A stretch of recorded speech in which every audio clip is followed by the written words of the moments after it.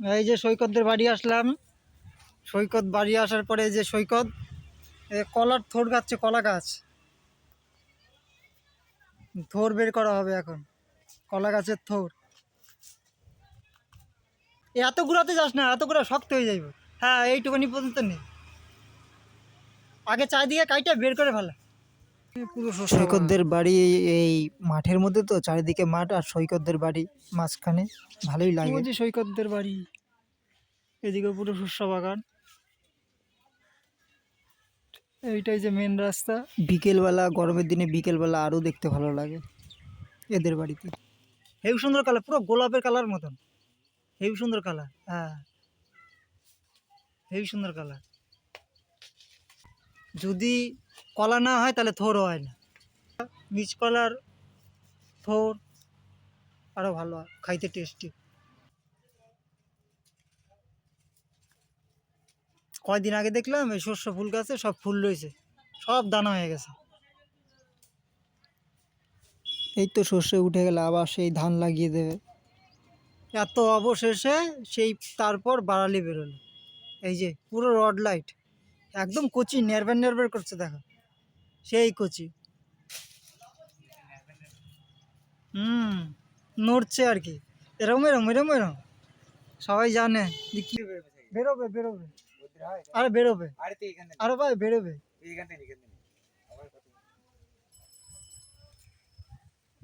কদ্দের বাড়ি থেকে এসে স্নান করলাম, স্নান করে এখন এই যে খেতে বসেছি, মা খাবার দিচ্ছে। দুধ দিয়েই ভালো খায়, তরকারি মাছ মাংস অতটা ওনার ভালো না। আর দিদা মাছ মাছ খায়, মাংস খায় না, টমেটো খায়। তোকে হাওয়া লাগছে, আমার মাই তো ধরে, এক এক ঝাড়াতে 100 টাকা করে নেয়। আমার পুরো ঝাড়া জানে, চোখের ঝাড়া জানে, তারপর অনেক কিছুই জানে, করে দেয়। আসলে করলে সাথে সাথে কমে যাবে, 3 দিনের মধ্যে পায়ে মচকা লাগা ব্যথা কমে যাবে। আবার কাউ যদি পুড়ে যায় তাকে আর কি সাথে সাথে ঝেড়ে দিলে সে এখানে খোসা পড়ে না, কমে যায়, কালো হয়ে যায়, অনেক কিছু হয়। অল্প মাছ রেখেছিল, লাটা মাছ, শোল আর লাটা দিয়ে 500 মতন রেখেছিল, তাই 150 টাকা নিয়েছি। 2 দিন খাওয়া দিয়েছে, মেজার ঘরে দিয়েছে। তারপরে আমরা 4 জন 2টো মতন মাছ রেখে দিয়েছি, কালকে রান্না করবে। সৈকতদের বাড়ি থেকে এসেছি তখন 2টো বাজে, সৈকতের বাড়ি থেকে কেউ দেখলেই তো পারলে, থোর নিয়ে এসেছি, থোর যে মোচার কলা গাছের যে থোর হয় সেই থোর নিয়ে এসেছি। হ্যাঁ, তারপরেও এটাও খায়, যখন দেখে ওষুধ খেয়েও কমছে না তখন কী করবে, বাধ্য হয়ে খেতে হয়, কিন্তু কাজ হয় ভালো। এটা এখন অনেকেই খায়। সজনে পাতা শাক তো খাওয়া ভালোই, সজনে পাতা শাক আমরা খাই, আগে গাছ পাত ছিল, এখন নেই, কিনে কিনে আনতে হয়। খাওয়া দাওয়া হয়ে গেছে, খাওয়া দাওয়ার পরে 15 মিনিট হয়ে গেছে খাওয়া দাওয়ার পর 15 মিনিট পরে যে এখন এই ইঞ্জেকশনটা দিচ্ছি, খাওয়া দাওয়ার 15 মিনিট পর। ইঞ্জেকশন নেই, এই ওষুধও নেই, বিকেলবেলা আনতে হবে, গিয়ে বিকেলবেলা গিয়ে ইঞ্জেকশন ওষুধটা নিয়ে আসবো। আগে থেকে বলে এসেছি, দুটোই শেষ আছে, 3 দিনের মতন ওষুধ নিয়ে আসি। 3 দিনের ওষুধ মিনিমাম 3টে করে ইঞ্জেকশন, 3টে করে বই, 600 টাকা লাগবে না, 570 টাকা মতো লাগবে, 570 টাকা হলেই হয়ে যাবে।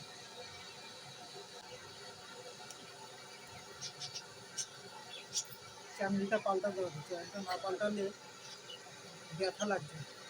কালকের দিকে দেখি চ্যানেলটা পাল্টানো যায় না। তোমাদের সকালেও বলছিলাম যে চ্যানেলটা পাল্টাতে হবে, দিতে গেলে ব্যথা লাগবে, কালকে পাল্টে নেবো চ্যানেলটা।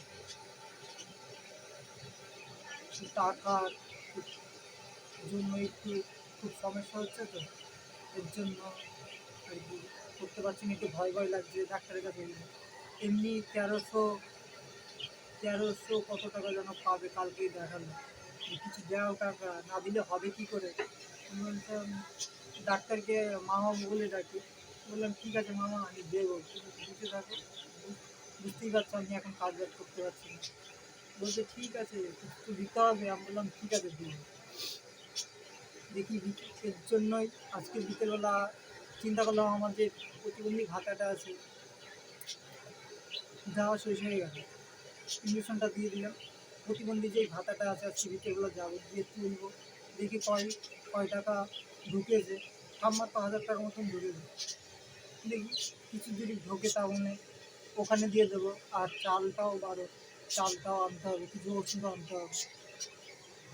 কোনো রকম করে চলছি, কী করবো, কোনো রকম করে মা যে কীভাবে সংসারটা চালাচ্ছে একমাত্র মাই জানে। এখন যাব ব্যাংকে, দেখা যাক, তাহলে যাওয়া যাক, চলো ব্যাংকে থেকে ঘুরে আসি। আমি যাব, মা যাবে, ওই যে মা দাঁড়িয়ে আছে, মা, দিদা, আমি মিলে ব্যাংকে যাব। টোটো আসছে, আসুক।